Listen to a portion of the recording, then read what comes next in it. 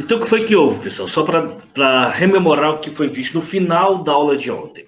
Em 1985, o Brasil começou a se preparar para a transição do governo dos militares para as mãos dos civis. Conforme foi dito, gente, a eleição seria disputada por o Tancredo Neves e o Paulo Maluf. Bem, apesar de ter tido uma ampla campanha pelas eleições diretas, aquela que o povo participa diretamente da escolha do presidente da República, a emenda Dante de Oliveira acabou sendo derrotada. Ou seja, a campanha das diretas já, embora tenha reunido grande parte do país, lamentavelmente não foi aprovada quando chegou ao Congresso Nacional. Com a não aprovação das diretas já, as eleições foram indiretas, ou seja, basicamente, pessoal, quem elegia o presidente da República era o Congresso Nacional, certo? Assim sendo, gente, com o Congresso Nacional sendo responsável pela eleição dos presidentes, nós tínhamos pelo menos uma certeza, que o presidente do Brasil, eleito em 1985, tratar-se-ia de um civil, porque os dois candidatos que nós tivemos nas eleições de 1985, pessoal, como foi dito ainda na aula anterior, foi precisamente Paulo Salim Maluf e o Tancredo Neves. Estes dois homens aqui, Paulo Maluf e Tancredo Neves, foram os dois candidatos à presidência da República. O Brasil inteiro depositou sua esperança na eleição de Tancredo Neves. Tancredo Neves, gente, sempre foi historicamente um democrata. Não esqueçamos, por exemplo, que em 1954, antes da morte do presidente Vargas, o único que apoiou o presidente naquele período foi o Tancredo Neves. Não esqueçamos também que em 1961, quando o Brasil passou pela segunda vez na sua história pelo regime parlamentarista, onde nós tivemos um primeiro-ministro, o primeiro-ministro foi o Tancredo Neves, e foi ele quem garantiu, pessoal, que o presidente da República, o João Goulart, voltasse a ter os seus poderes efetivos enquanto presidente da República, né, voltando o presidencialismo no Brasil. Então, democrata histórico, as esperanças giravam em torno exatamente desse candidato, do Tancredo Neves. O problema, pessoal, ele foi eleito com os 686 votos do Congresso Nacional em 1985, ele acabou sendo eleito presidente do Brasil. O Brasil ficou uma euforia só. A emoção, a alegria tomou de conta do Brasil.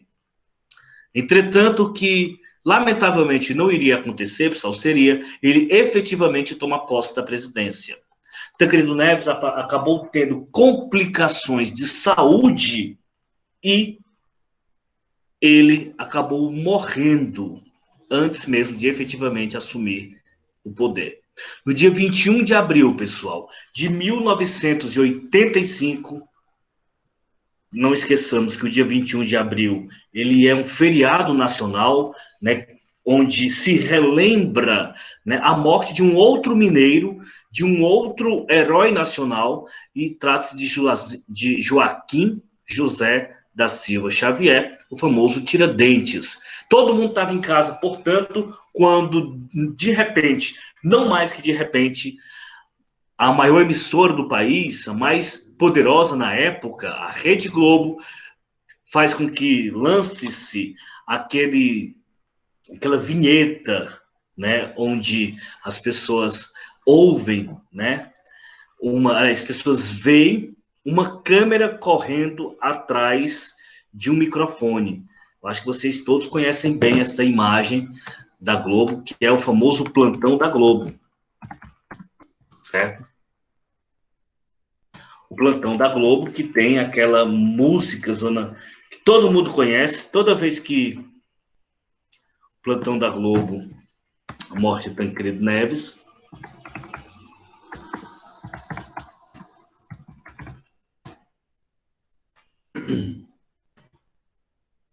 De repente, pessoal, não mais que de repente, aqui Memória Globo, certo? A programação foi interrompida e a junta médica responsável pela saúde do presidente da República acabou anunciando a morte da Tancredo Neves. Deixa eu ver aqui na internet.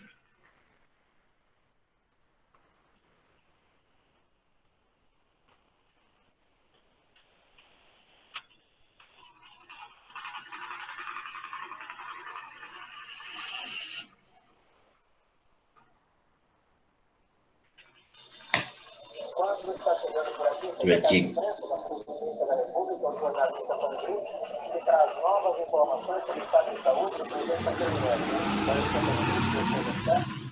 Não vamos dispersar. Vamos continuar unidos para construir juntos a nova república. Pelo jeito aqui a internet não está ajudando, não. Mas a questão é, pessoal, em 21 de abril de 1985, Tancredo Neves acabou morrendo. Quem assumiria a presidência do Brasil naquele período, pessoal, seria o José Sarney. José Sarney, gente, foi um político, é um político maranhense que durante todo o período do regime militar esteve aliado com os militares. Ele esteve, como é que eu posso dizer, do mesmo lado que dos militares. Tanto que o Sarney, ele era da Arena, da Aliança Renovadora Nacional, o partido que dava sustentação, o partido que dava apoio ao regime militar. Por isso, pessoal, que a gente pode dizer, sim, que o governo de Sarney vai começar, pessoal, com relação a... vai começar sob uma suspeita muito grande, certo? Essa suspeita vai se dar por quê? Porque ele esteve o tempo inteiro ao lado dos militares, certo? O último presidente militar, que é o general Figueiredo, ele se recusou sequer a participar da cerimônia de transmissão do cargo. Então, o que foi dito ainda na aula de ontem, pessoal? Sarney assumiu a presidência da República após a morte do Tancredo Neves, né? Houve, sim, a desconfiança inicial, como eu já disse. Havia um passado, gente, ligado, né, diretamente à ditadura militar. Deixa eu apertar F5 aqui. Né? Havia um passado ligado à ditadura militar, certo? Em 1985, assim que ele assume a presidência, ele tenta engajar uma emenda constitucional, que vai ficar conhecido como emendão, né? Onde ele define que as eleições presidenciais diretas seriam restabelecidas. Pela primeira vez na história, pela primeira vez em todas as constituições, o analfabeto poderia votar, né, nas constituições anteriores. Vamos ver isso comigo, gente. O analfabeto ele não podia votar.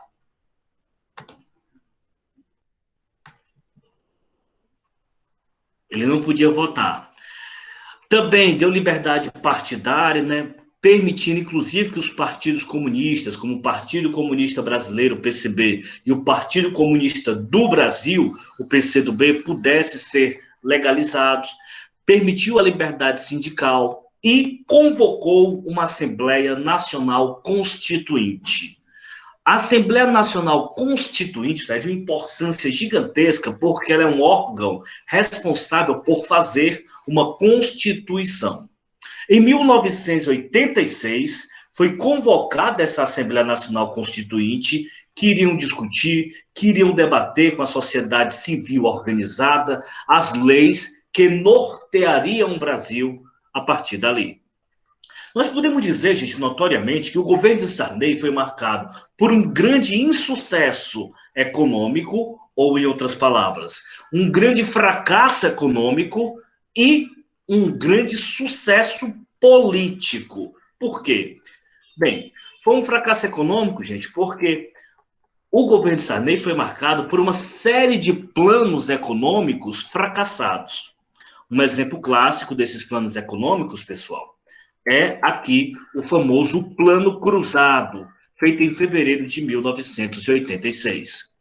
Na época, o ministro da Fazenda, que era como era chamado o atual Ministério da Economia, que hoje é ocupado pelo senhor Paulo Guedes, o Ministério da Fazenda, só que tinha esse nome porque nós sabemos que o Brasil, economicamente, tem uma veia agrária muito grande, ou seja, a atividade agropastoril do Brasil é quem factualmente responde pela nossa maior força econômica, por isso que outrora o Ministério era chamado de Fazenda, né, o atual Ministério da Economia, era na época do Sarney ocupado por Dilson Funaro.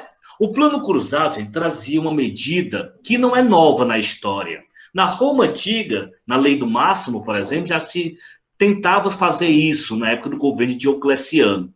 Sarney, em 1986, teve uma ideia formidável. Primeiro, mudou o nome da moeda e mudou a moeda brasileira, né, de cruzeiros para cruzado. O Brasil passaria a ter, portanto, uma nova moeda. A cada 1.000 cruzeiros, nós teríamos um cruzado. E a ideia é formidável, gente. Como os preços estavam subindo muito devido à inflação, ele resolveu congelar os preços e o salário. Ou seja, nada podia subir. Obviamente, o governo, para congelar o preço, ele tem que ditar o preço do mercado. As coisas tinham uma tabela de preço, certo? E essa tabela, pessoal, ela era fiscalizada pelo próprio povo, pela própria população que comprava, né? As mulheres, as donas de casas, que geralmente eram as responsáveis pela economia do lar, é quem saía com a tabelinha do governo, visitando os mercadinhos, supermercados e consultando se o preço dizia realmente, se atendia realmente aquilo que estava na tabela. Elas geralmente colocavam um bottom, né, no peito, gente, orgulhosamente, onde poderia se ver: eu sou fiscal do Sarney. Era um trabalho absolutamente voluntário. Professor, e se tivesse um produto que tivesse com preço acima da tabela, podia chamar a polícia e mandar fechar o estabelecimento. Naquela época, pessoal, as pessoas, acredite, entraram nessa onda do Sarney. Muita gente ia ao supermercado só para consultar se os preços estavam acima do combinado. Certo? E aí, professor, o que acontecia? Só um minutinho, gente. Vou botar aqui para me ver que caso eu saia da aula, preciso saber. Vou aqui para autorizar a minha entrada também. É porque ontem aconteceu de aula cair e eu não ver que a aula caiu.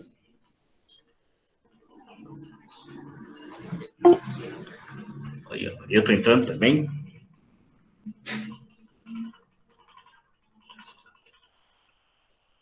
Entrei.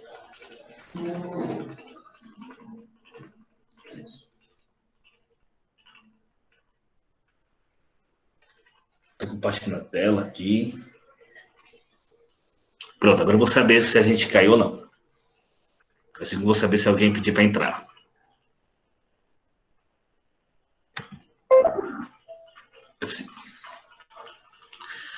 Gente, inicialmente deu até certo.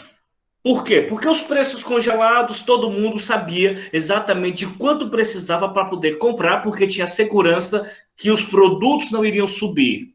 Como a inflação galopante, como era naquela época, gente, era engraçado, sabe por quê?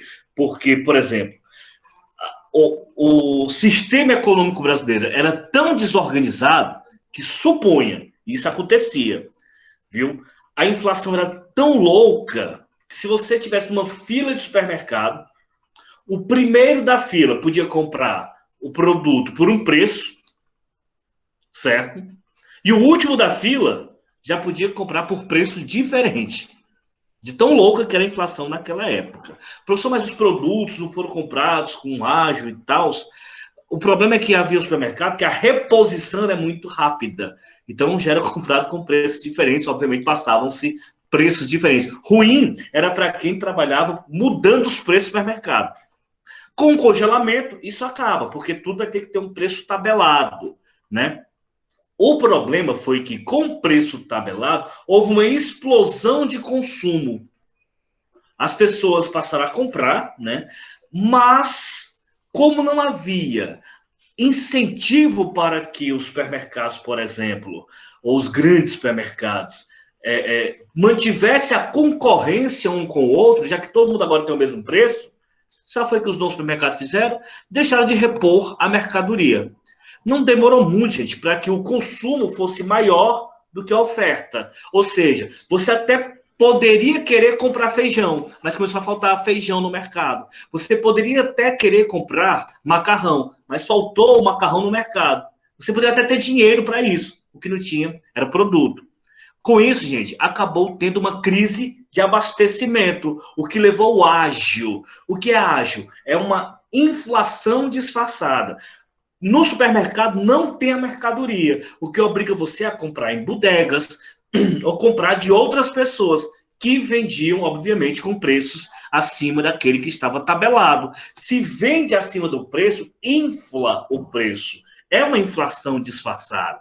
Logo, o plano cruzado, que teve sim um sucesso inicial, acabou, gente, não tendo sucesso pleno, certo? O que obrigou o governo a tomar novas medidas, certo? Uma das medidas que o governo tomou na época foi declarar moratória da dívida externa. O que é declarar moratória? É você dizer para os países que você deve, eu não vou pagar. Isso. A suspensão do pagamento de juros da dívida. Eu não vou pagar nenhum juros, não vou pagar nada, porque o país está em crise, eu não tenho condição de pagar, não vou pagar. O Brasil declarou moratória. O problema é que isso traz gravíssimas consequências econômicas de ordem global, né, da economia mundial, uma vez que o Brasil passa a não mais ser um Estado confiável, ao ponto de se emprestar dinheiro em caso de necessidade em outro momento, por exemplo, certo? Agora, com o sucesso inicial do Plano Cruzado, aquele plano anterior, nas eleições de 1986, o PMDB, Partido da Mobilização Democrática Brasileira, antigo MDB, Mobilização Democrática Brasileira, partido criado durante a ditadura para ser o partido de oposição ao regime, acabou vencendo as eleições em 22, né, dos 26 estados brasileiros.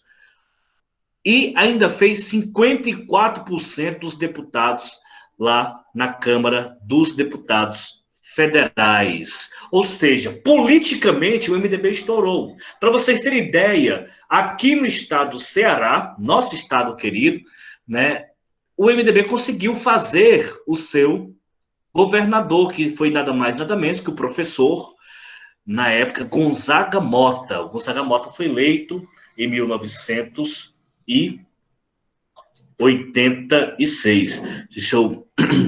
Aliás, a de 86, a eleição, porque eu acho que o Gonzaga Mota é um pouquinho antes, só confirmar isso aqui. O bom da internet é isso, viu? Que eu acho que em 86, gente, salvo engano, é para ter início o governo das mudanças de Tasso Gereissati. Vou só confirmar aqui. Ceará. Isso, eleições estaduais de 86, mas salvo engano começa o governo das mudanças ou não? Isso, tá aqui, perfeito. Pronto, gente, tá aqui. Viu? Só confirmando para... o Gonzaga Mota foi o governador anterior ao Tasso Ribeiro Gereissati, certo? O governador eleito em 86 foi o Tasso Gereissati. Ele que enfrentou Adalto Bezerra e venceu as eleições de 1986. Nós temos aqui, ó, a lista de governadores do Ceará. É por isso que eu tive esse pequeno lapso, mas faça a correção. Está aí o nosso atual governador, Camilo Santana, certo? Mas aqui, só para confirmar para vocês. Pronto. Viu? O Gonzaga Mota foi eleito em 1983, está aqui o nomezinho dele, Gonzaga Mota. As eleições de 1986 foi Tasso Ribeiro Gereissati, que deu origem ao famoso governo das mudanças aqui no estado do Ceará. Ele que, na época, gente, era do MDB. Tasso Gereissati, na época, pertencia ao MDB. Então, aqui no Ceará, esta força do MDB também, ou do PMDB, como era chamado na época, né? Também se mostrou vigorosa, certo? Bem, com o fracasso do Plano Cruzado 1, tentou-se o Plano Cruzado 2, já com o novo ministro, com o Dilson Funaro. Gente, eu posso antecipar para vocês que esse Plano Cruzado 2 foi outro fracasso absoluto. Não se cobra esse plano assim especificamente não, tá bom? É importante só que você saiba que houveram vários planos econômicos, vai ter um terceiro ainda, o Plano Bresser, e também foi um fracasso. Com a instalação da Assembleia Nacional Constituinte, gente, foi eleito o presidente dessa Assembleia, o deputado federal Ulisses Guimarães, do PMDB, certo? Ele é quem vai organizar os trabalhos que vai culminar com a nossa nova Constituição. Como eu havia dito para vocês, com o fracasso do Plano Cruzado 2, o ministro Bresser propôs um novo plano que também fracassou, também não conseguiu obter sucesso. A inflação continuou muito alta, a inflação continuou galopante. Então, como eu disse lá no começo da aula, o governo do Sarney pode ser basicamente resumido com o quê? Fracasso econômico, 3 planos, nenhum deu certo. Por sinal, o Plano Cruzado 1, pelo menos, teve um sucesso inicial. Verdade, mas foi só inicial. Então, foi um fracasso econômico e um sucesso político. E esse sucesso já se mostra nas eleições de 1986, onde eles fazem 22 governadores e mais de 50% dos deputados federais, e também, pessoal, o maior de todos os sucessos, que é a Constituição do Brasil de 1988, esta Constituição que está em vigor atualmente. A Constituição brasileira de 1988, pessoal, ela é tida como uma das mais amplas e uma das mais avançadas do mundo. Conforme fora dito outrora, já falei isso na aula anterior, nós teremos uma aula de atualidades para nós vermos o contexto histórico de criação de todas as constituições do Brasil. Desde a nossa primeira, a Constituição outorgada no Império de 1824, até esta especificamente, a que está em vigor, que é a de 1988, certo? A Constituição de 1988, ela traz tantas inovações e tantos direitos que ela ficou conhecida como Constituição Cidadã. Ainda hoje, ela é tida como uma das constituições mais avançadas do planeta, mais avançadas do mundo. Nós temos uma Constituição, gente, que ela é absolutamente belíssima no papel. O que é lamentável é que nós não conseguimos trazer para o campo prático, para a vida prática, aquilo que nós temos escrito na nossa Constituição, certo? Mas que ela é uma Constituição muito boa, ela o é. A Constituição de 1988 estabeleceu, pessoal, que as eleições brasileiras seriam diretas, ou seja, basicamente, o povo poderia eleger todos os seus representantes, desde o vereador de sua cidade, o prefeito, posteriormente o deputado estadual, deputado federal, governador, senador e, por final, e enfim, o presidente da República. Depois de mais de 2 décadas, o Brasil poderia votar novamente no seu presidente da República. Para garantir a lisura do processo, o voto, que na época era depositado uma cédula de papel, era secreto, certo? E isso em todos os níveis políticos daquele período. A pessoa, quando vai votar, ela tem o sigilo de seu voto. Você não é obrigado a dizer em que você votou. Deixa eu ver só aqui o negócio. Silva, se for no chat. O Mamed levantou o braço aí. Perdão, não é Mamed, não. Que diabo, perdão, Mamed. O diabo foi que eu pensei esse nome. Kennedy, pode falar, Kennedy, fica à vontade. Nessa Constituição tem falando nela a questão da reeleição do presidente? Não. A emenda, a reeleição, que médica.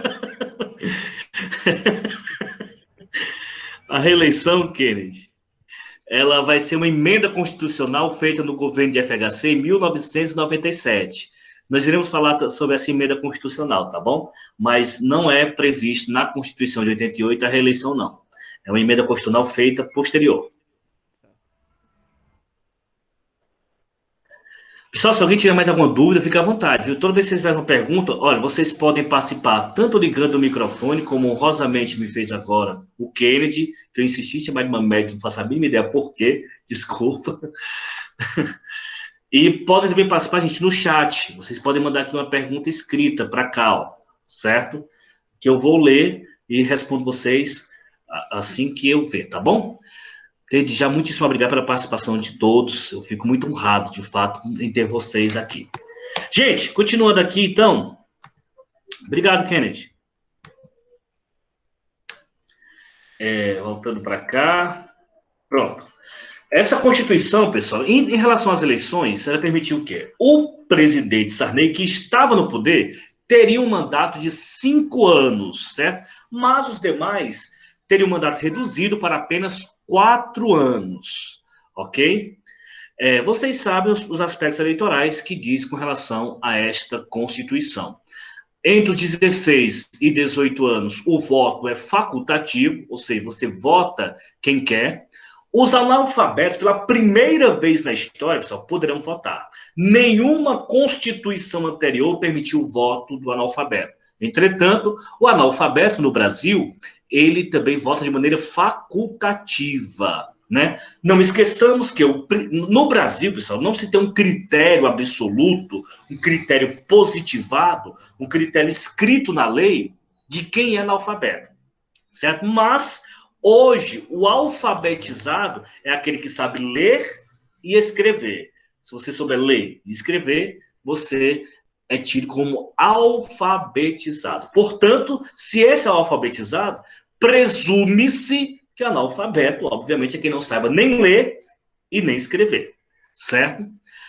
Então, analfabeto e menores de 16, 18 anos são facultativos. Lembrando que após os 60 anos, o voto volta a ser facultativo. Facultativo, vocês sabem que você não é obrigado a votar. O que quer dizer que dos 18 aos 60, o voto é obrigatório. Que é uma coisa bem interessante. É um direito obrigatório. É um direito que você é obrigado a exercê-lo, certo? Hoje se discute, inclusive, se o voto não poderia ser facultativo para todos, né? Venhamos e convenhamos, pessoal. Embora o voto seja obrigatório, caso você não vote, a multa, né, por você não votar, ela é muito baixa, cara.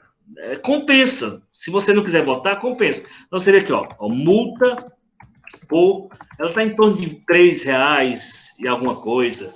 Em 2020. Olha ver aqui. E foi a eleição passada. Vamos ver aqui o valor. Essa multa, só para que vocês vejam.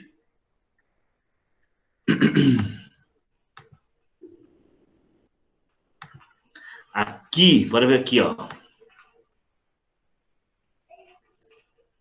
Aqui está como justificar a ausência.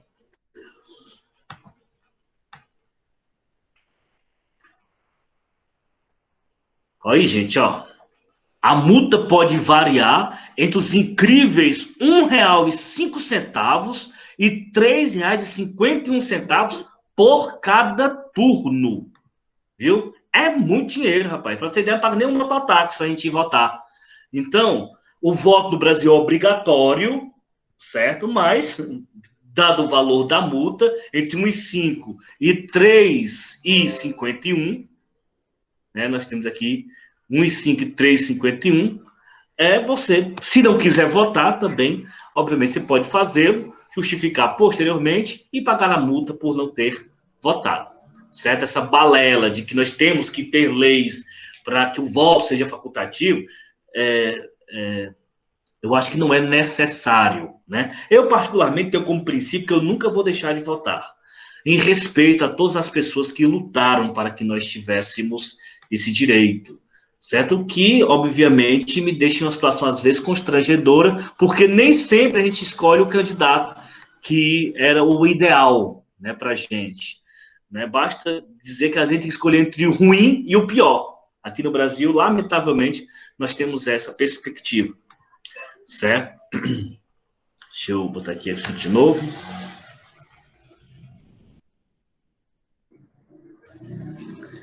Bem, pessoal, A Constituição de 1988, que está em vigor, criou, pessoal, o famoso segundo turno, né? Os cargos executivos do Brasil terão 2 turnos, mas não são todos, prestem bem atenção. Vamos lá. Primeiro eu vou explicar o que é o segundo turno, certo? Antes de ser criado o segundo turno, que foi um mecanismo, gente, importantíssimo para a nossa democracia, o que é que acontecia? Como aconteceu, por exemplo, nas eleições de 1955, que foi eleito Juscelino Kubitschek. Basicamente é o seguinte, ó, o candidato eleito, ele tinha uma pequena porcentagem de votos. Como assim? Suponha que numa eleição diluída, onde tenha muitos candidatos, um tire 20%, o outro tire 18%, o outro 17%, o outro 15%, o outro 11%, mas quem venceu, venceu com 20%. Uma pessoa que foi eleita com apenas 20% dos votos, representa a nação? Representa o país? É claro que não. Por esta razão, criou-se o quê? Bem, cria-se um primeiro turno onde todo mundo se candidata. Se ninguém no primeiro turno obtiver a maioria absoluta dos votos válidos, aí nós teremos o segundo turno. E o que seria a maioria absoluta dos votos válidos? É 50% mais um voto. Portanto, se o candidato tiver 50% dos votos mais um, ele é eleito no primeiro turno. Caso ele tenha 49,99% dos votos, vai para o segundo turno com o segundo mais bem colocado. Assim, os 2 mais bem colocados vão para o segundo turno disputar uma nova eleição.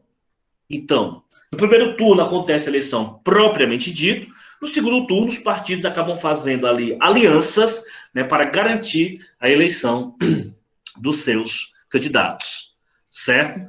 O segundo turno é importante porque garante que o candidato eleito teve a maioria absoluta dos votos válidos. Por que eu estou deixando bem enfático o termo válido, pessoal? Porque é o seguinte, no Brasil, o voto válido é aquele que é atribuído a um candidato ou a um partido, a um voto de legenda, certo?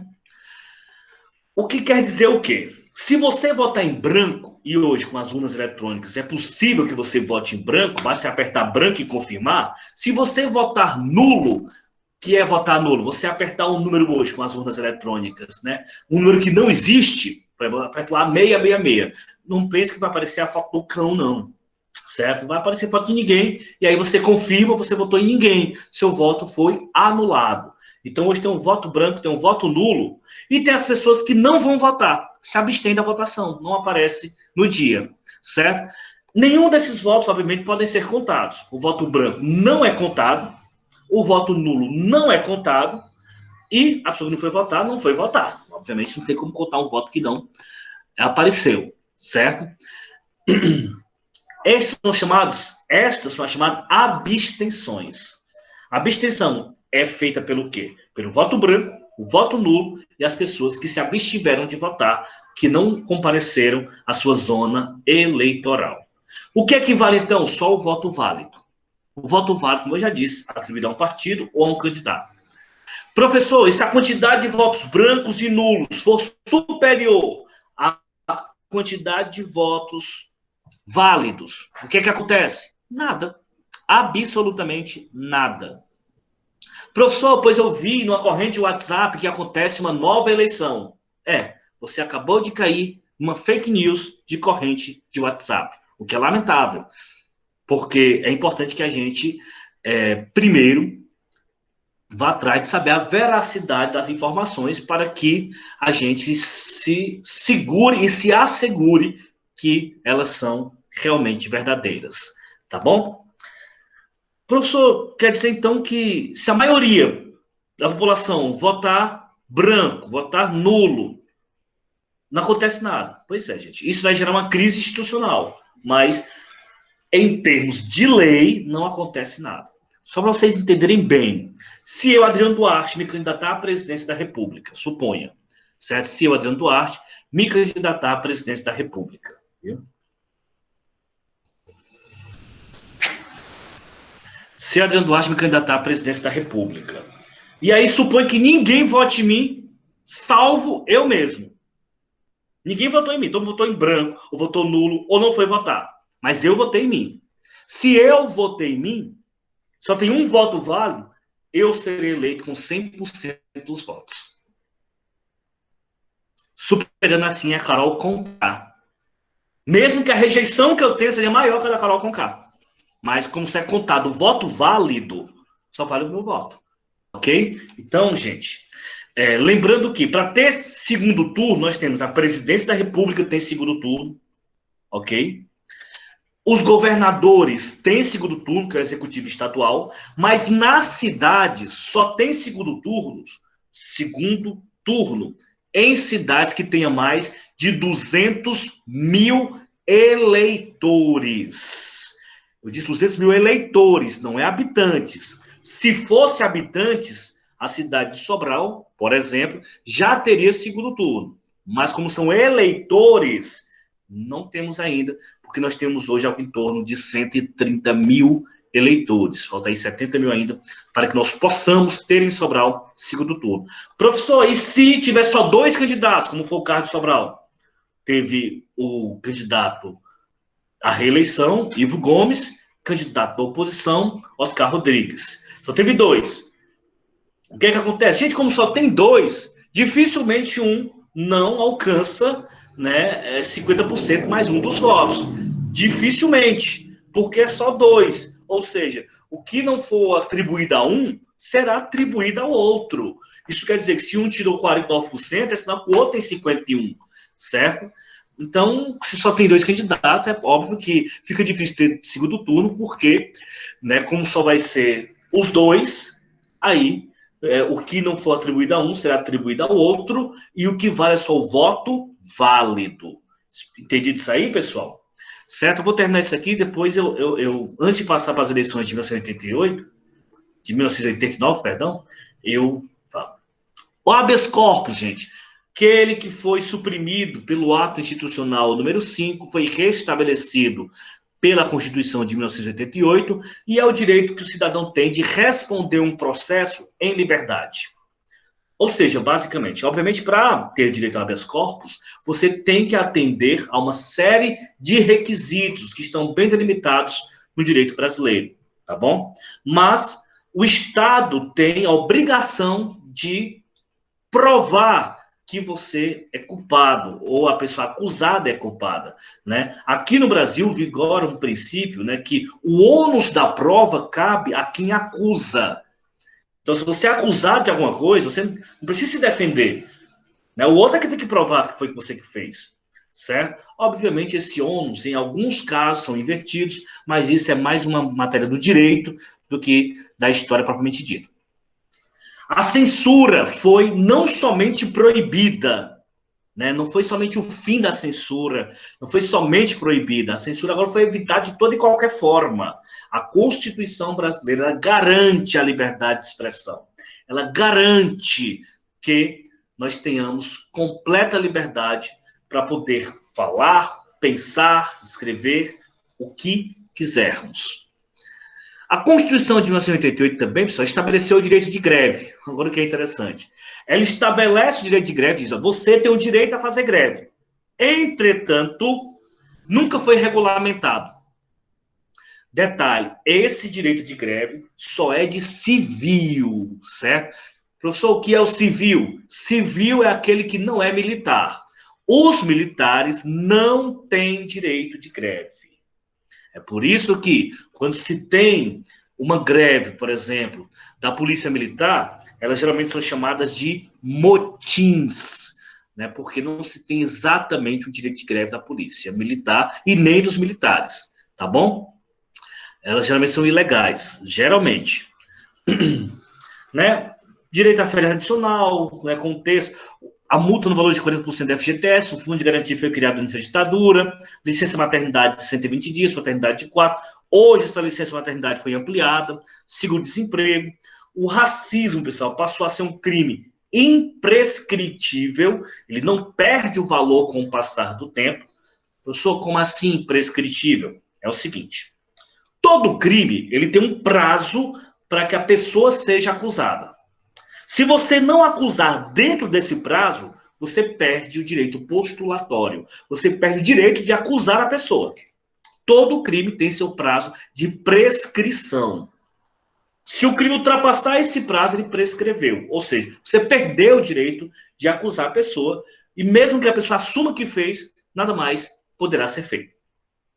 Dizer que um crime ele é imprescritível quer dizer que ele nunca vai perder esse prazo. Isso quer dizer o quê? O racismo, que é um crime prescritível, se você cometer racismo hoje e eu resolver te acusar daqui a 100, 200, 300 anos, se nós, obviamente, pudéssemos viver tanto tempo assim, você ainda poderia ser acusado. É importante que nós, né, principalmente a gente que está estudando atualidades, pessoal, saibamos diferenciar o que é racismo do que é injúria racial. Muita gente fala que fulano de tal cometeu racismo, Beltrano cometeu racismo, e muitas vezes não sabe nem o que é o crime de racismo. O crime de racismo, pessoal, ele acontece quando ele atinge a coletividade por causa da raça, certo? O crime de racismo é quando atinge a coletividade. Se eu atinjo a uma pessoa só, a um indivíduo, aí eu estou cometendo injúria racial. É um outro crime previsto no Código Penal brasileiro. Mas são diferentes, né? Por exemplo, você fala assim, ó, eu sou negro, né? Eu falo assim, professor Adriano Duarte, parece um macaco, seu macaco, macaco velho, né? Se eu falo, o professor Adriano Duarte parece um macaco, ele chama seu macaco, macaco velho, se atingir só a mim, o crime não é racismo aí. O crime é de injúria racial. Injúria racial tem prescrição, injúria racial tem fiança, certo? Agora, você fala assim, esse bando de negro não prestam. Pronto. Eu falo bando de negros, eu estou atingindo a toda a coletividade negra. Assim, eu estou cometendo racismo, certo? Então, racismo é contra a coletividade e injúria racial é quando eu atinjo apenas o indivíduo. Né? Foi nesse período, pessoal, também, em 88, que teve o assassinato do ambientalista, né, e sindicalista Chico Mendes, né, um defensor das questões da Amazônia, certo? E mais um plano fracassado do governo Sarney, por isso que é chamado de década perdida, porque foi uma série de fracassos econômicos. E tivemos a eleição de 1989, a eleição mais disputada da história do Brasil. Antes de falar dessa eleição, eu vou abrir para as perguntas e fiquem à vontade, pessoal. Mas, pessoal, até aqui, gente, é entendido?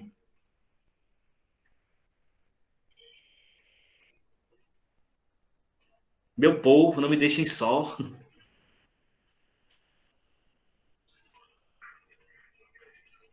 Alguém se manifesta aí, por favor. Pronto, Jonathan Portela, muitíssimo obrigado. Viu? Alguma dúvida, pessoal? A Caroline Silva, entendido. Muito obrigado, Caroline. Bianca Barros, também sim. O Kennedy, viu? Muito obrigado a vocês pela participação, gente. De verdade, eu fico feliz. Tem alguma dúvida, pessoal? O José Valcileide Rodrigues aqui também. Obrigado, Valcileide, viu? Então, gente, vamos passar adiante. Pessoal, as eleições de 1989. O Brasil passou 2 décadas sem escolher o presidente da República. Quando a gente volta a escolher o presidente da República, a gente faz, literalmente, com todo respeito absoluto, pessoal, uma fezes, para falar de maneira mais culta, né? E não pronunciar um termo mais chulo. Porque as eleições de 1989 vão ser, sem sombra de dúvida, uma das eleições mais disputadas da história do Brasil. Para vocês terem ideia, tinha 22 candidatos à presidência da República. 22 candidatos à presidência da República. Naquela época, pessoal, olha os candidatos que eram favoritos. favoritos, certo? Todos eles aqui tinham alguma representatividade. Fernando Collor de Mello, então governador de Alagoas, do PRN, Partido da Renovação Nacional, um partido pequeno, partido novo no mercado, certo? Luiz Inácio Lula da Silva, do Partido dos Trabalhadores, o PT. Ulisses Guimarães, do Partido da Mobilização Democrática Brasileira, PMDB. Leonel Brizola, do Partido Democrático Trabalhista, o PDT. Roberto Freire, do Partido Comunista Brasileiro, PCB. Aureliano Chaves, do Partido da Frente Liberal, PFL, atual DEM. Fernando Afif, do Partido Liberal, o PL. Paulo Maluf, mais uma vez candidato a presidente da República, do Partido Democrático Social, PDS. Mário Covas, do Partido da Social Democracia Brasileira. E o Enéas, do Partido o Prona, da Renovação, alguma coisa social. Deixa eu ver o que é o Prona aqui, para não deixar esse em aberto. Só um minuto. Aqui. Vai, pô. Prona. Prona, partido. Opa. Partido.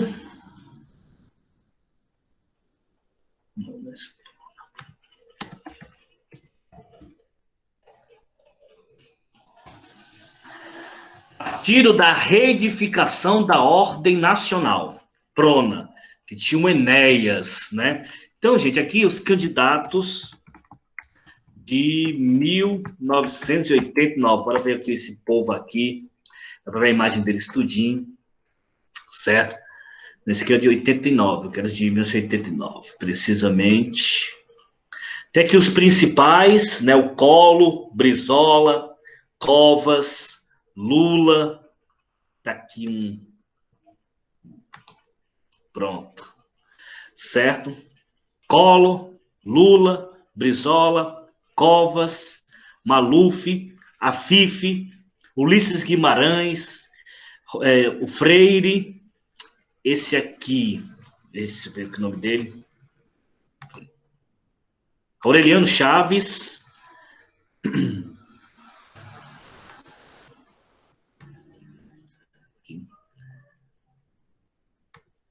esse que faça a mínima ideia quem seja.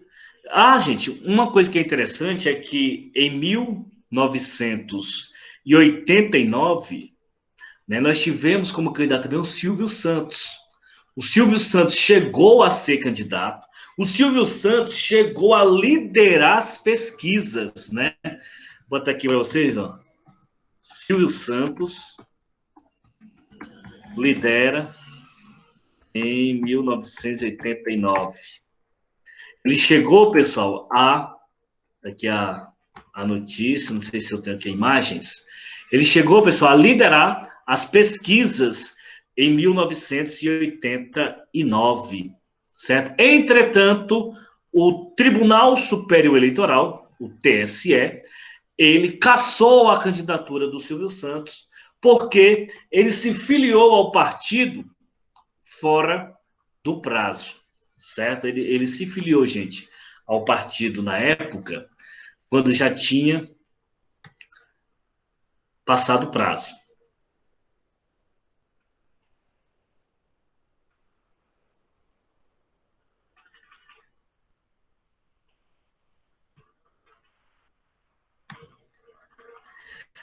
Então, gente, como vocês viram, 22 candidatos, muitos com chances reais de chegar à presidência da República. Foi uma das eleições, pessoal, mais disputadas da história. Tanto que o resultado das eleições de 1989, do primeiro turno, ficou assim, ó.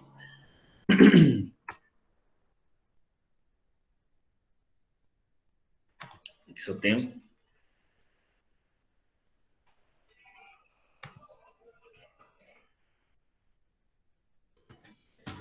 Pesquisa Google, você coloca entre aspas Deixa eu pegar aqui no Wikipedia mesmo. Wikipedia. A candidatura do Silvio Santos, aqui fala, certo?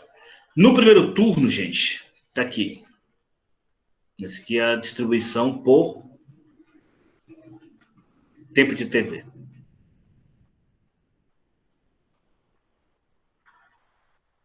Tá aqui o primeiro turno, pronto. Bem, gente, primeiro turno, depois de uma incrível campanha política, quem terminou em primeiro lugar no primeiro turno, pessoal, foi o senhor Fernando Collor de Mello. Tá aqui, pronto. No primeiro turno, pessoal, em primeiro lugar ficou o Fernando Collor de Mello, com 30,47% dos votos válidos. 20 milhões de votos naquela época.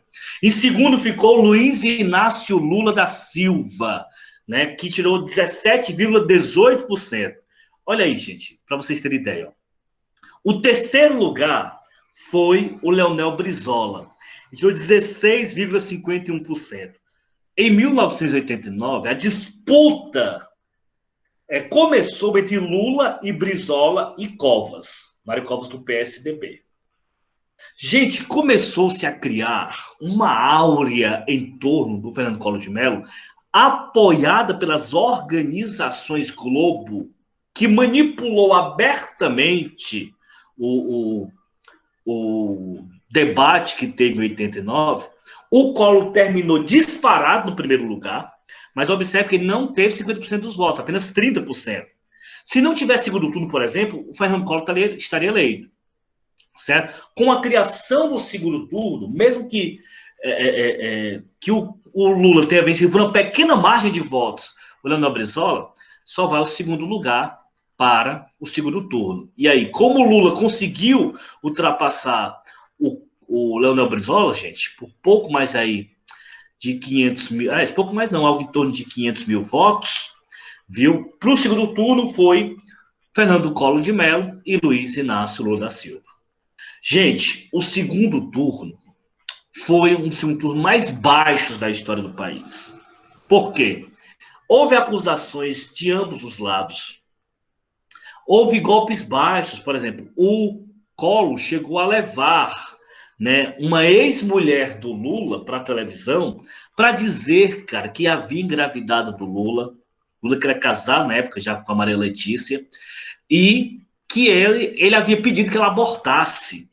Depois o Lula apareceu na televisão com a filha dele, né, com aquela mulher, a filha dando apoio ao pai e tal, né? E o último debate, pessoal, por sinal tem um documentário genial sobre isso, chamado Além do Cidadão Kane. Para quem não conhece, a gente deve ter não, tinha, não sei se a Globo derrubou, certo? Do YouTube, acho que agora eles têm um documentário completo. Lógico que não vou passar todos, só vou deixar aqui, ó. Esse documentário aqui, pessoal, ele fala sobre a Globo. Ele fala sobre a hegemonia da Globo naquela época. Isso é muito além do Cidadão Kane. Eu vou até deixar aqui, depois eu passo lá o link para vocês. O link para vocês, gente.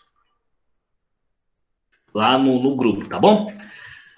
Para quem quiser assistir, caso se interesse em assistir posteriormente, né? Vale a pena. Se tiver sem nada para fazer, querer ter um pouquinho de vergonha da história do Brasil, aí assistir esse documentário aí para ficar por dentro, né, do quanto a Globo já teve hegemonia no nosso país, ao ponto de manipular abertamente uma campanha política no nosso país. Para vocês terem ideia, gente, o Fernando Collor de Mello é conhecido como caçador de marajás, que é o caçador de corruptos, né? E naquela época, pessoal, o Fantástico, ele fez uma reportagem especial, né, para o Fernando Collor de Mello. E o pior, sabe o que foi? O último debate que acontece sempre na Globo, ele começou muito tarde, né, o que não possibilitava, por exemplo, que os trabalhadores do Brasil pudessem assisti-lo, né, principalmente os trabalhadores dos grandes centros urbanos que começam a trabalhar muito cedo.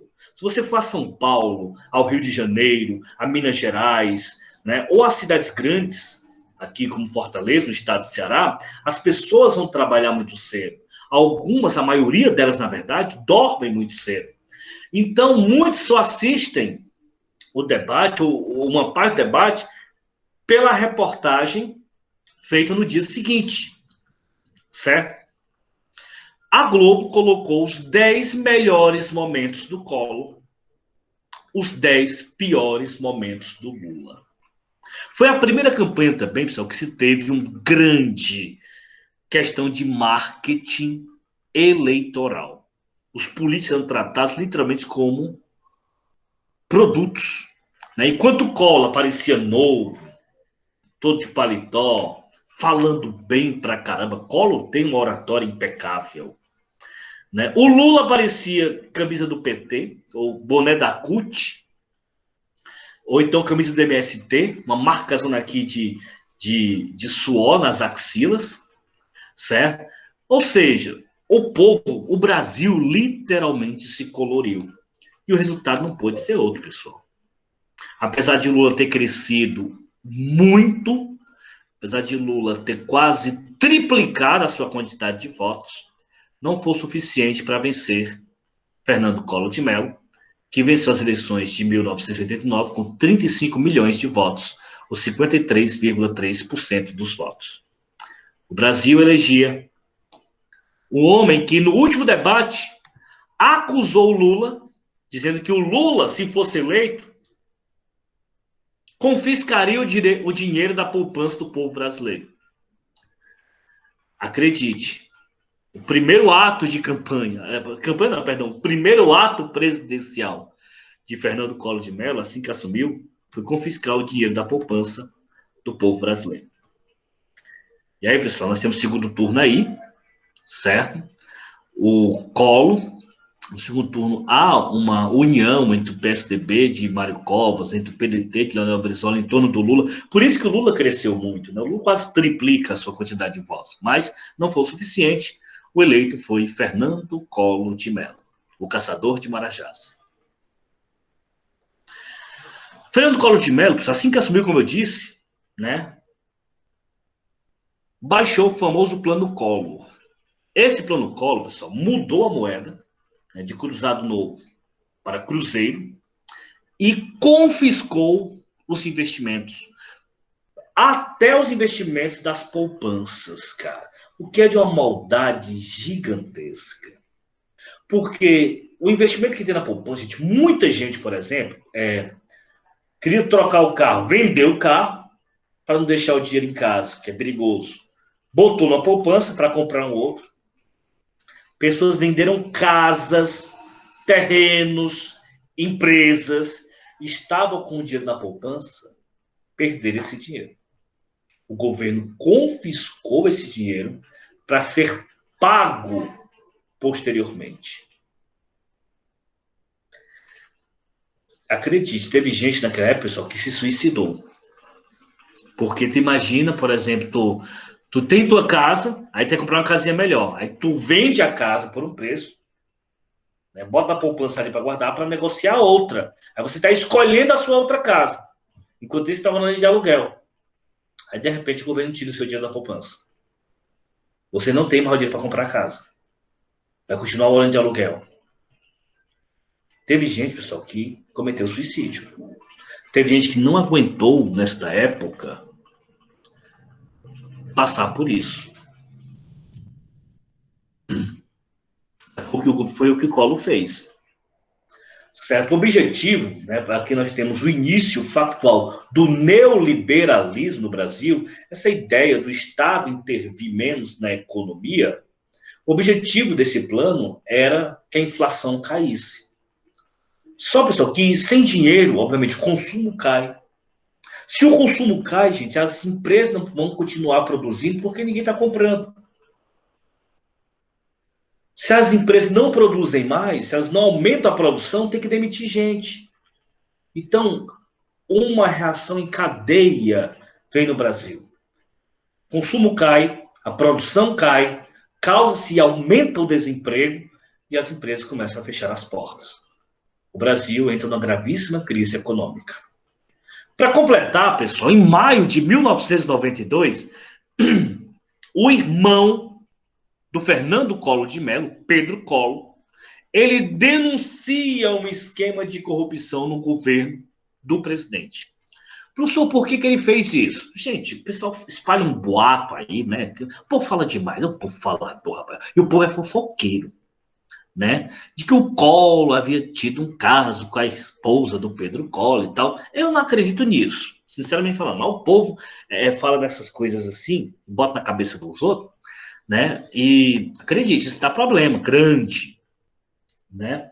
O que acontece, pessoal, é que o Pedro Collor, revoltado com o irmão, denunciou graves esquemas de corrupção no governo do presidente da República. Chamado esquema PC Farias. Gente, o Paulo César Farias, por sinal, esse é um dos casos da justiça que ainda hoje está em aberto, né? Porque provavelmente foi queima de arquivo. O cara foi morto, gente. Ele e a amante dele, certo? E segurança, a casa toda cheia de segurança, ninguém ouviu tiros. É uma história assim muito louca esse assassinato aí do PC Farias. Ele foi assassinado, não foi em 92, não. Em 92 foi feita a denúncia. O assassinato, como vocês podem ver aqui, gente, foi somente em 1996. Provavelmente há quem defenda a tese de queima de arquivo, certo? Com as denúncias de corrupção, gente, o Brasil se volta contra o Collor. O Brasil colocou ele no poder, se uniu em favor dele e depois se voltou contra ele. Collor chegou à rede nacional para se defender e pediu ao povo brasileiro para que fossem às ruas, certo, de verde e amarelo, né, para mostrar apoio a ele. Só que o povo não foi às ruas para mostrar apoio a ele. O povo foi às ruas contra o Collor.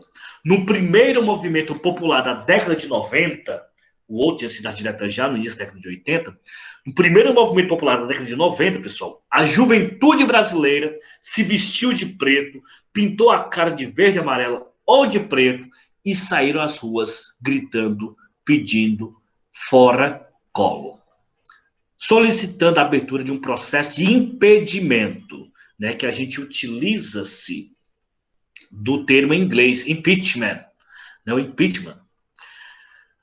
O impedimento do presidente da República, certo? O movimento dos caras pintadas, como ficou conhecido, pessoal, foram às ruas, fizeram bonito para colocar o presidente para fora. E assim, gente, a Ordem dos Advogados do Brasil, a OAB, entrou com um processo de impeachment contra o presidente da República. Quem recebe o processo de impeachment do presidente da República, gente, é o presidente da Câmara dos Deputados. Ele pode monocraticamente, ou seja, decidir sozinho se aceita ou não. Ele pode engavetar, deixar lá guardado. Ele pode negar, dizer, olha, isso aqui não tem fundamento. Obviamente ele tem que dizer por quê. Ou então, ele pode aceitar o processo de impeachment. E aí, gente, aceitar o processo de impeachment de Collor. Depois que o presidente aceita o processo de impeachment, gente, é feita uma comissão para avaliar esse pedido. Esta comissão, gente, ela cria ela elege um relator que vai fazer um relatório. Esse relatório se posiciona a favor ou contra o impeachment. Depois a comissão vota este relatório.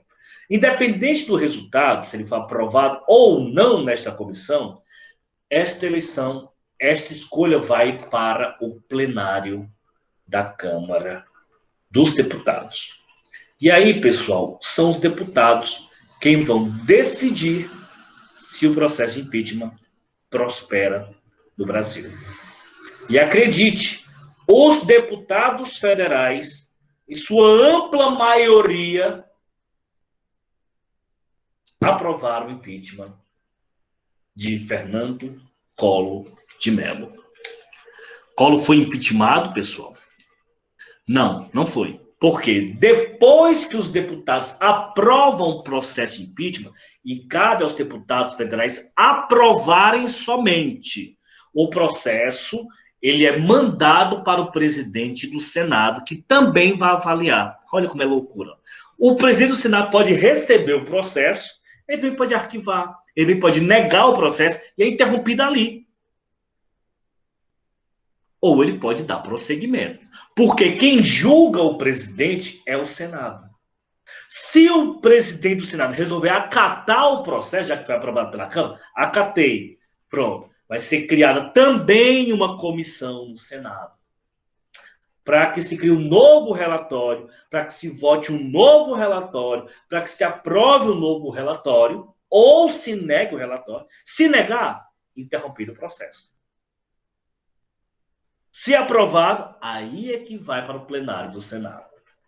Quando vai para o plenário do Senado, gente, que são 81 senadores, aí o presidente do Senado, ele entrega a sua cadeira de presidente para o presidente do Supremo Tribunal Federal, presidente do STF, que é quem vai presidir a sessão do Senado, que vai julgar o presidente da República.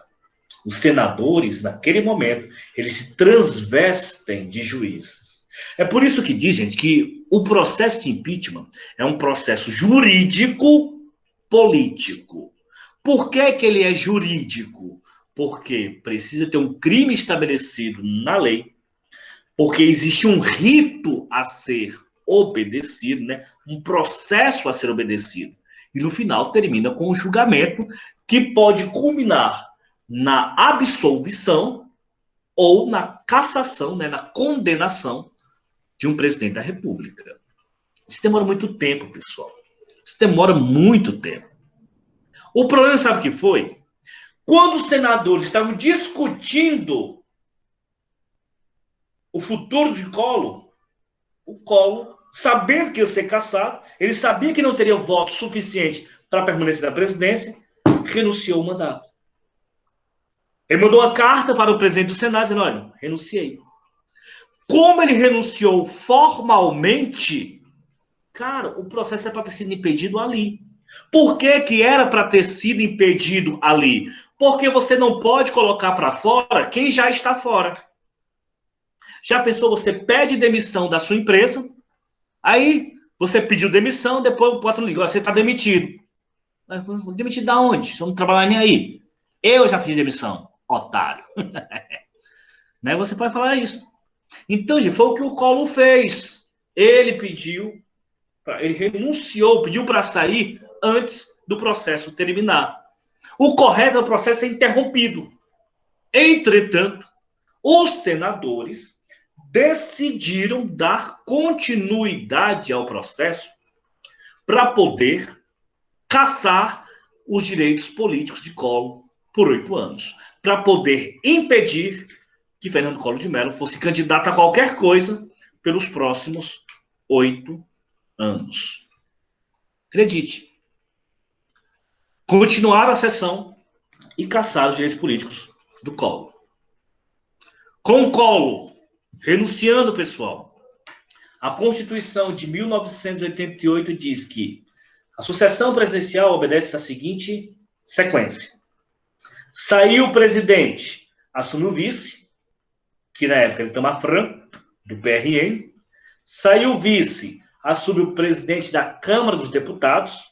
A Câmara dos Deputados são os legítimos representantes do povo brasileiro. Saiu o presidente da Câmara dos Deputados, gente. Assume o presidente do Senado. Saiu o presidente do Senado, assume o presidente do Supremo Tribunal Federal. É importante, inclusive, que você saiba atualmente, já que é aula de atualidades, quem são os chefes de todos esses poderes. O presidente da República do Brasil, acho que todo mundo aqui sabe, Jair Messias Bolsonaro. O vice-presidente é o general Mourão. Presidente da Câmara dos Deputados, recém-eleito, Arthur Lira. É importante você saber disso, pode ser que caia, tá bom? Presidente do Senado é o Pacheco, Rodrigo Pacheco. E o presidente do Supremo Tribunal Federal, atualmente, é o ministro Luiz Fux. Certo? Esta é a linha sucessória do nosso país.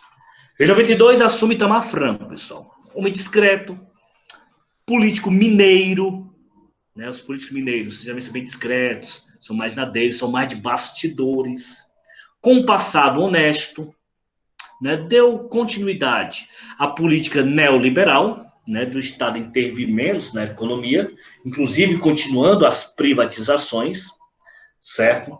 Estabeleceu que o salário mínimo seria de $100 aqui no Brasil, né? Mas é difícil nós mantermos esse salário. E, gente, olha, as dificuldades econômicas ainda continuavam muito grandes. O Brasil ainda sofria com a sua imensa inflação naquele período, certo? Diga, mano. Viu? Com a sua imensa inflação naquele período. A Constituição de 1988 dizia que nós, brasileiros, deveríamos decidir qual o regime e o sistema de governo que o Brasil iria adotar para a posteridade. Para isso, pessoal, seria feito um plebiscito, certo? Só lembrando, pessoal, existe plebiscito e existe referendo. Plebiscito é quando a decisão ainda não foi tomada e você vai consultar o povo. Referendo é quando a decisão já foi tomada e aí você vai consultar o povo. Não sei se eu já expliquei isso para vocês, eu vou só abrir aqui rapidinho um Paint, para deixar isso bem claro, tá bom? Vamos aqui, ó. Então, gente, nós vamos aumentar aqui para que todo mundo possa ver. Ó, tudo aqui... Tudo aqui tem a ver com a decisão. Vou botar aqui, certo? Decisão. Vamos lá. Se a decisão já foi tomada, se já existe a lei, se já existe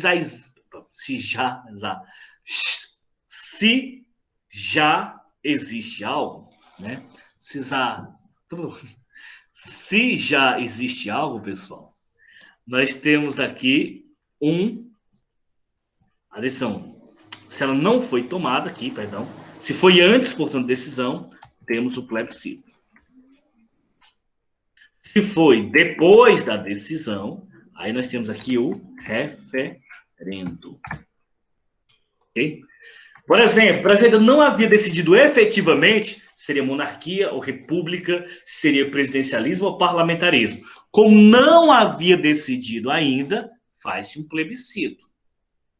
Mas se já houvesse decidido e eu resolvesse consultar a população, exemplo, questão do armamento no Brasil.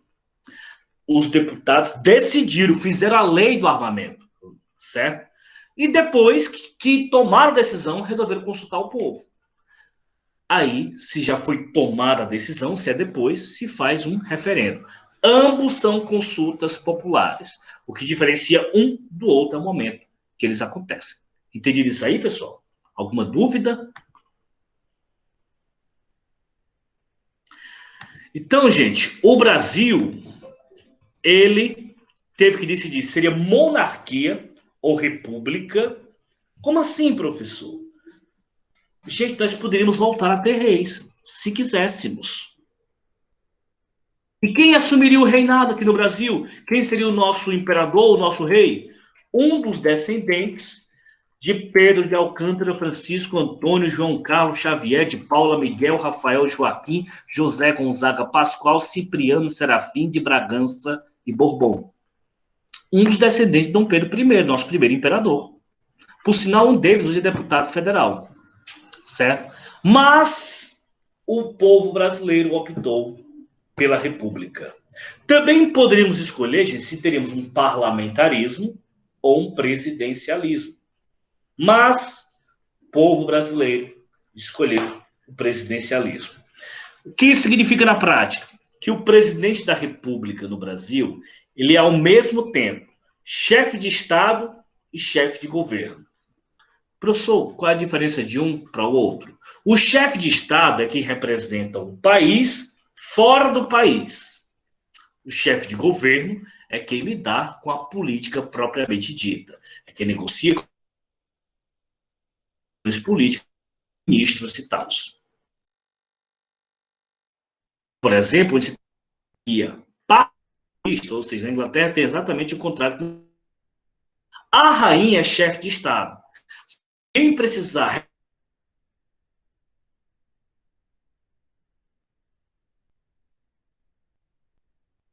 quem vai é a rainha. Quem lidar com as decisões políticas é o chefe de governo. E, neste caso, quem toma lá é o primeiro-ministro, né? Só explicando isso aí para que vocês fiquem por dentro, nós sabemos que o Brasil optou pela república presidencialista, que é o regime que temos hoje. Né? O governo do Sarney, perdão, o governo do Itamar Franco foi marcado por algumas atitudes folclóricas, viu?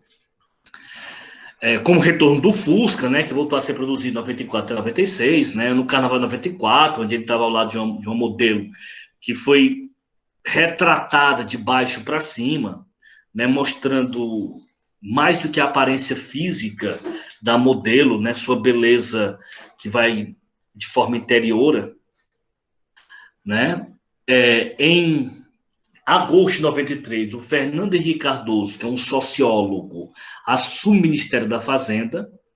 E, gente, aí começa a ideia de se pensar um novo plano econômico para o Brasil. O Cruzeiros foi substituído por uma moeda chamada Cruzeiro Real, certo? E criou-se, gente, a chamada Unidade Real de Valor, a URV, que era de aproximadamente $1. Uma URV era $1. Em julho de 1994, nós temos já a efetiva implantação do Plano Real, criando a nova moeda para o Brasil, criando o real. Uma URV, que não esqueça que era de aproximadamente $1, passou a ser R$1, criando a moeda, a cédula de R$1. Gente, essa cédula de R$1 existiu durante muito tempo. Não sei se vocês chegaram a ver ela. Tem gente que é tão novo hoje que não chegou a ver a cédula de R$1, certo? Mas ela tinha, gente, viu? Antigamente.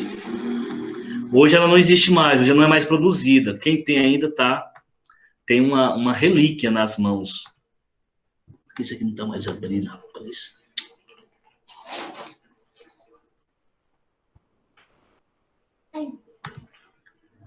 Passo por isso aqui. Como é? Porque tá acabando o sachê dele. Pode, meu beijo, vai lá.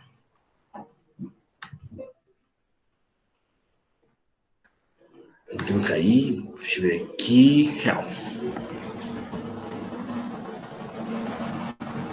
Vou mostrar aqui para vocês. Tem gente que não viu. R$1 tá aqui, gente. Afinada cédula de R$1.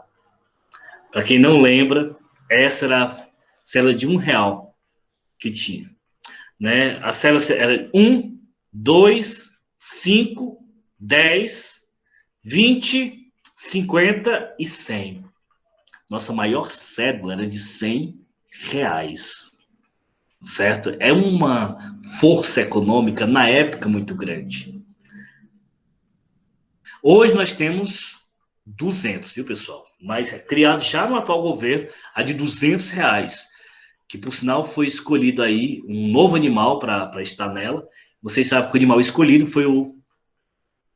Eu queria que fosse o caramelo, daquele de R$200, foi o lobo-guará. R$200. Essa atualmente é a nossa atual maior cédula, viu, gente? Daqui com o lobo-guará, que foi homenageado. Olha, comprei muita coisa com a cédula dessa, isso é o Kennedy, ó. Eu era menino, cara, em 94. Eu sou de 87. Em 94 eu tinha o quê? 7 anos, cara. E eu me lembro que eu cheguei a comprar coisa com R$1. Mas foi a última vez na vida que eu gastei algo com R$1. Nunca mais. Hoje ninguém nem quanto mais de R$1 que a gente joga fora. Não serve mais de nada. Viu? Mas o início do Plano Real, cara, foi forte pra caramba. Foi um plano naquela época que foi um sucesso gigantesco. Eu vou novamente aqui projetar.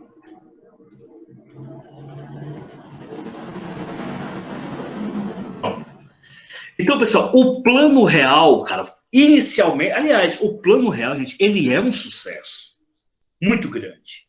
Por quê? Porque houve uma força de moeda gigantesca. R$ 1 era $1, praticamente. Era 1 para 1. Então, gente, houve a redução de custo de produtos importados, certo? Com isso, o Brasil se modernizou tecnologicamente falando. A inflação caiu. O Brasil passou, gente, a ter uma estabilidade econômica.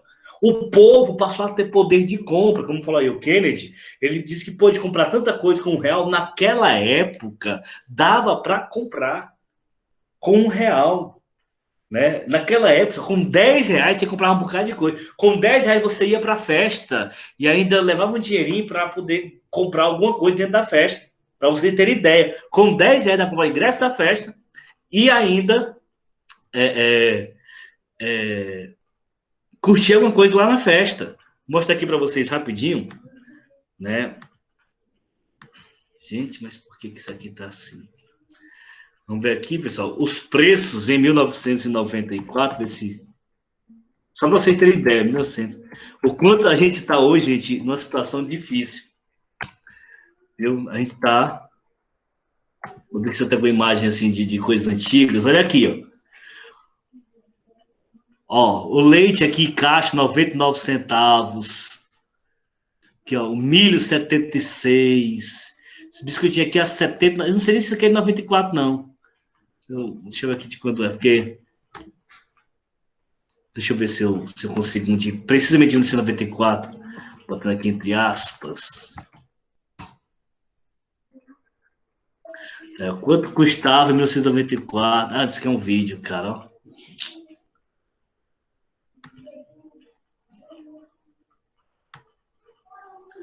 Olha aqui, ó. O fardo de Coca-Cola, gente, era 8,10. O fardo inteiro aqui, ó. Ó, Coca-Cola conjunto com 6 de 2 litros, viu? O fardo de Coca-Cola inteiro era 8,10. Ó. Esse vinho aqui, que hoje custa em torno de 10 a 13 reais, que é o Chalice, 2,59. A Orloff, cara, 7,70. Gente, Deus me livre, a gente tava no céu. Aqui, a Cais, fica a Cais ruim pra caramba, mas 45 centavos a cerveja a menos de R$ 1. Né? Então, assim, só para vocês verem aqui como é que eram os preços naquela época, viu?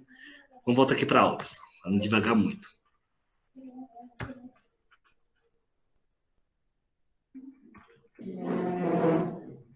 Opa. Então, pessoal, com o sucesso do Plano Real, óbvio que o seu pai, naquela época, ele pôde crescer e surfar na onda do Plano Real. Foi aí, pessoal, que Fernando Henrique Cardoso se candidatou à presidência da República e deu de lavada nos seus concorrentes. Tanto que venceu ainda no primeiro turno. Em 1994, o Brasil, que perdia um de seus heróis nacionais naquela época, Ayrton Senna, que era um piloto automobilístico de Fórmula 1.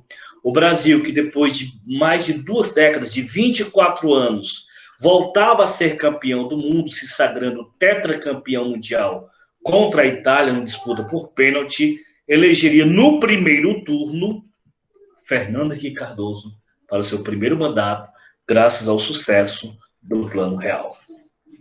Aí, pessoal, tem uma leve história da inflação brasileira, no governo de Dutra, Vargas, Juscelino, João Goulart, Castelo Branco, Costa e Silva, Médici, Geisel, Figueiredo, Sarney, né, Collor, Itamar, e aí a queda aqui brusca que tem no governo de FHC.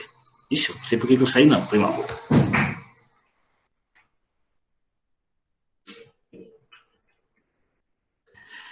Aí as eleições de 94, pessoal, para vocês verem aqui como o Fernando Cardoso, gente, ele deu uma lapada aí nos candidatos concorrentes, né? Tirou 54% dos votos, o Lula ficou com 27%, Enéas com 7%, o Quércia com 3% e o Brizola com apenas 3%. Brancos e nulos, 15%.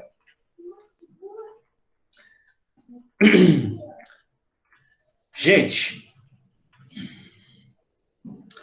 no primeiro governo de FHC, pessoal, ele teve problemas com o MST no campo, e na cidade, gente, começou a ter um novo problema, que é a questão do crime organizado do Brasil. Gente, falar sobre crime organizado é sempre uma questão bastante delicada, porque a origem do crime organizado ela é bastante controversa. Certo? Para vocês terem ideia, não sei se vocês sabem, mas, por exemplo, o Comando Vermelho, ele surge dentro das cadeias do Rio de Janeiro. Como foi que surgiu o Comando Vermelho no Rio de Janeiro?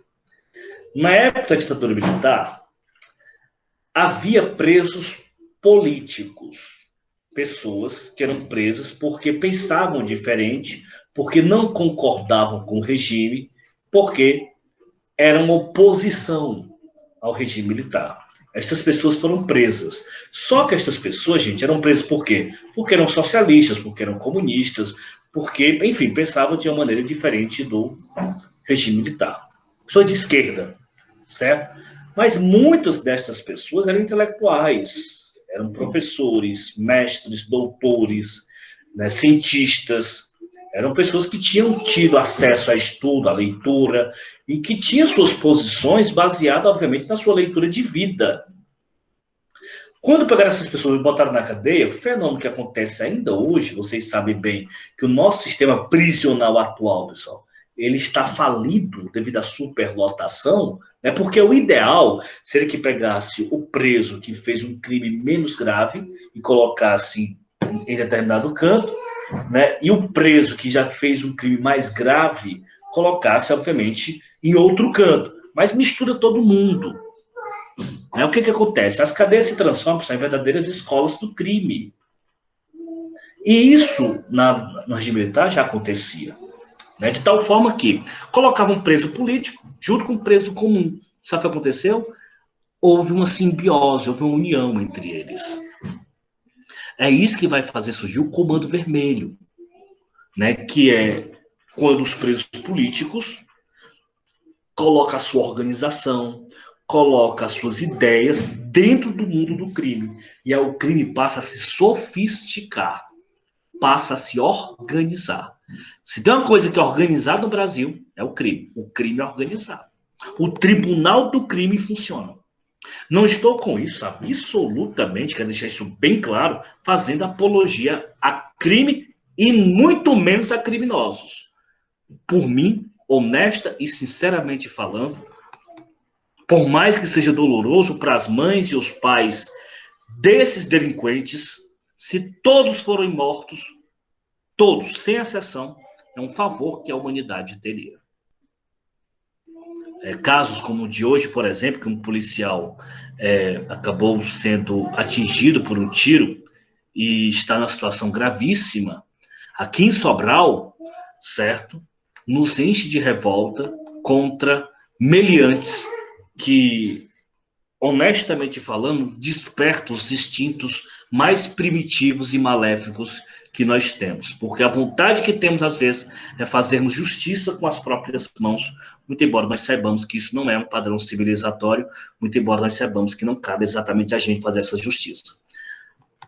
Viu? Mas, pessoal, o crime organizado, o MST, foram problemas durante o governo de FHC. Porque o MST também, gente, diga-se de passagem, tudo bem, tem pessoas que romantizam o MST, porque é uma luta justa, não tenha dúvida que é. A reforma agrária no Brasil é uma luta justa. Você tirar terras improdutivas e entregar para quem quer produzir é uma luta justa.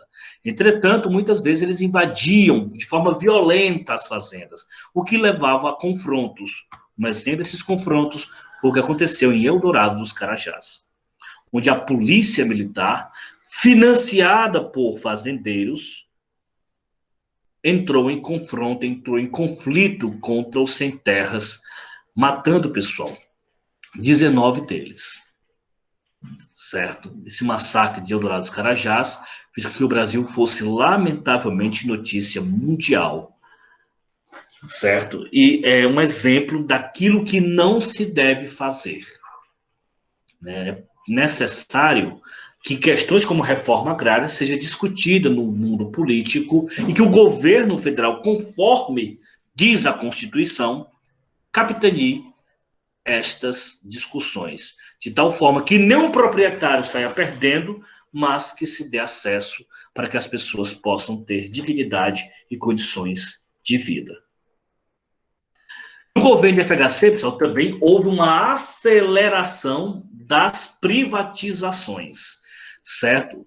Tanto, pessoal, que grandes empresas brasileiras, históricas até, como a CSN, a Companhia Siderúrgica Nacional, como a Vale do Rio Doce, certo? A Telesp, CESP, entre outras, foram vendidas pelo governo federal. O Brasil, pessoal, teoricamente, arrecadou muito dinheiro. A questão é para onde é que foi esse dinheiro. Bem, há quem defenda a tese que grande parte dele foi gasto para a aprovação da emenda da reeleição. O que foi essa emenda da reeleição, pessoal? Cara, o presidente da República, Fernando Henrique Cardoso, quando chegou em 1997, ele já estava preocupado com as eleições que seriam do ano seguinte, 1998. E ele queria permanecer na presidência da República, só que a Constituição não permitia. Para que a Constituição permita, ele tinha que acrescentar um dispositivo na Constituição. É isso que a gente chama, o que a gente chama de emenda constitucional. Quando você acrescenta um dispositivo à Constituição. E foi isso que ele fez. Acrescentou o dispositivo. E criou a reeleição. Certo? A reeleição seria para presidente, governadores e prefeitos. Só pode ser por mais um mandato, apenas mais uma vez. Certo? Por quê? Porque os cargos legislativos, vereadores, deputados estaduais, deputados federais e senadores podem se reeleger quantas vezes quiserem. Né? Para vocês terem ideia, pessoal, tem vereador em Sobral aí que está aí há mais de 30 anos. Mais de 30 anos sendo vereador. É como se fosse um cargo de trabalho, né? Sem selo. É um serviço público. Não esqueça que todo político é seu servidor. Todo político, ele é seu empregado. Quando vocês passarem no concurso, se Deus quiser, não pensem que o prefeito será o chefe de vocês, de jeito nenhum. O chefe de vocês é o povo. E vocês é que são o chefe do prefeito. Vocês estão ali também fazendo um serviço público, que é o que vocês estão aí como candidatos, tá bom? Não esqueçam disso, o verdadeiro chefe é o povo. Cara, a emenda da Constituição teve ali, vamos dizer que, corrupção aberta. Teve um deputado conta que votou pela reeleição por R$200 mil. Isso eu tô falando, gente, de 1997, que 200 mil era muito mais dinheiro do que é hoje. Certo? O problema, sabe o que é? Estas denúncias eram reunidas, entregues à pessoa que tem que investigar as denúncias contra o presidente da República, que é o Procurador-Geral da República. Certo?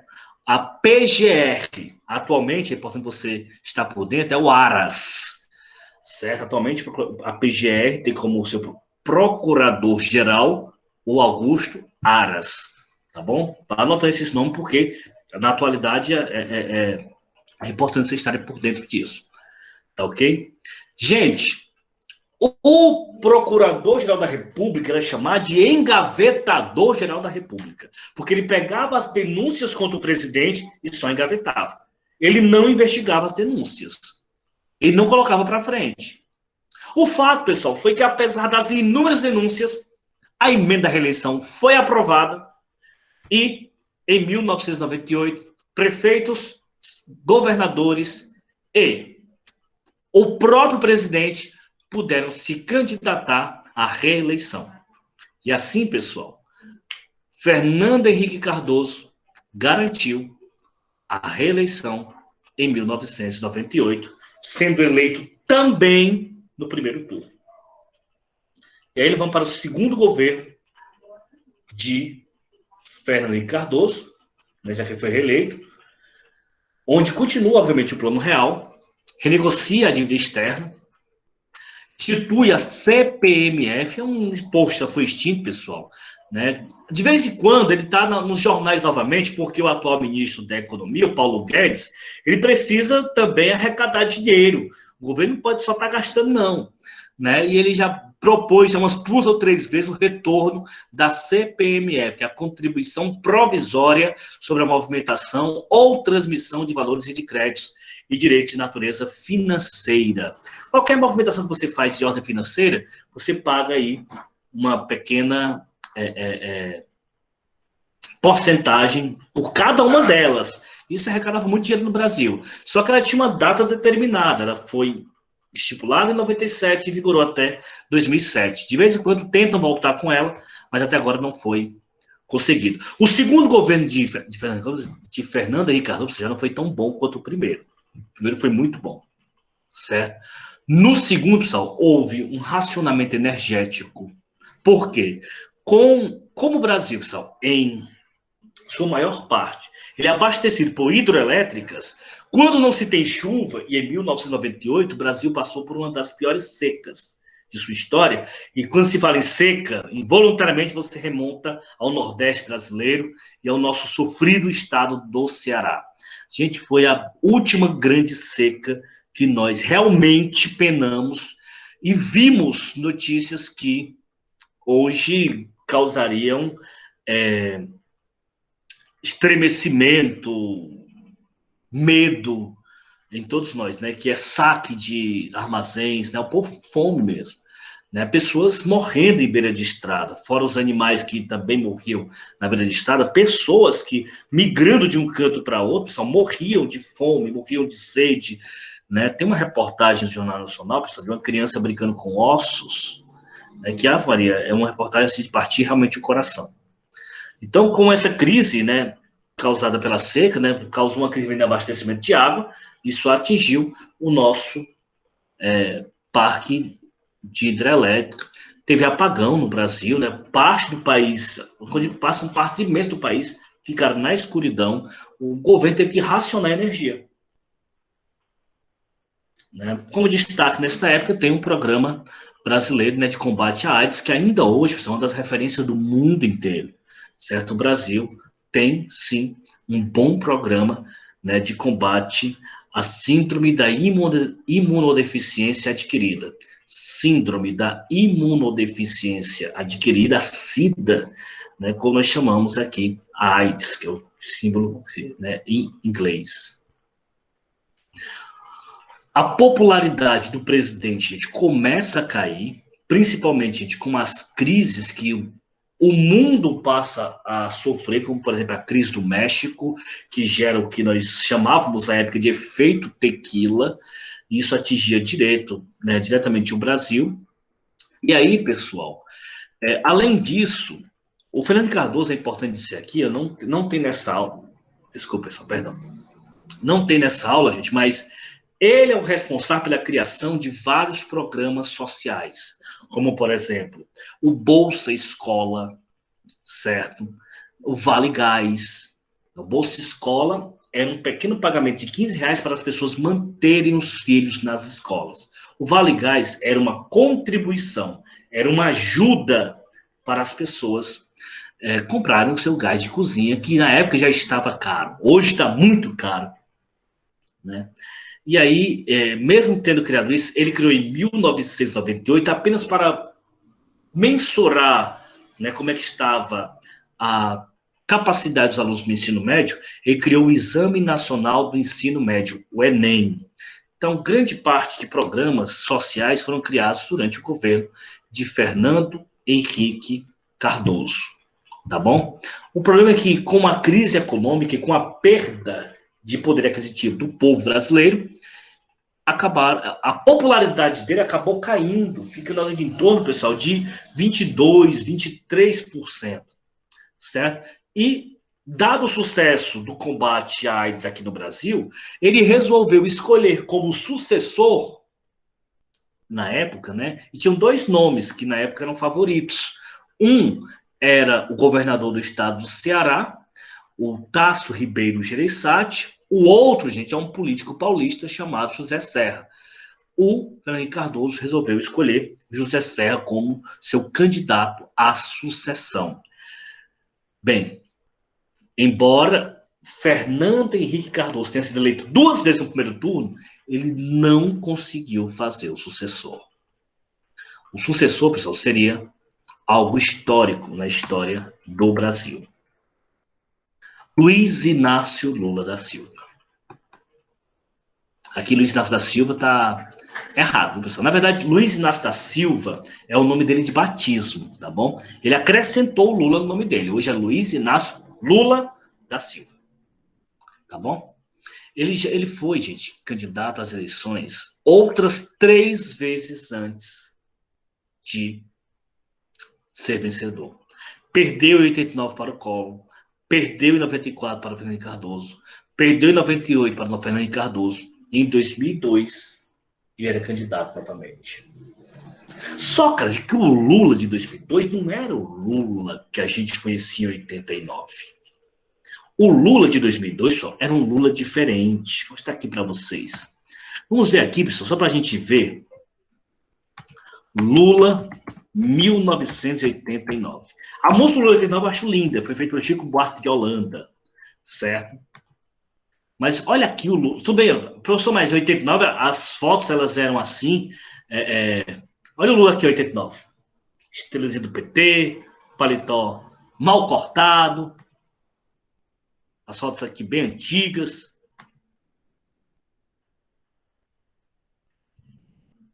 Aqui, foto do Lula. PCdoB ali atrás. O pessoal do Brasil é tudo. Tem problema. Agora, pessoal, olha aqui o Lula em 2002. Lula 2002.